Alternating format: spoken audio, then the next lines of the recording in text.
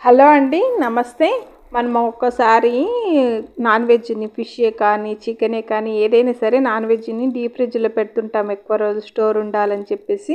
అది బయటికి తీసినప్పుడు ఈ విధంగా గట్టిగా అయిపోతుంది. మళ్ళీ మనము చేసుకోవాలంటే టైం పడుతుంది కదండీ! అలా కాకుండా చాలా తక్కువ టైంలో దీన్ని మెల్ట్ చేసుకోవాలి. మళ్ళీ మామూలుగా చేసుకోవాలి తక్కువ టైంలో అంటే ఇలా అయితే చేయండి. కల్లుప్పు ఉంటుంది కదండీ! రాళ్ళుప్పును దాన్ని నాన్ వెజ్ పైన ఈ విధంగా వేసుకోవాలండి. వేసుకొని ఒక 10 నిమిషాలు అలాగే ఉంచేసుకోవాలి. ఉంచేసుకుంటే త్వరగా అనేది కరిగిపోతుంది.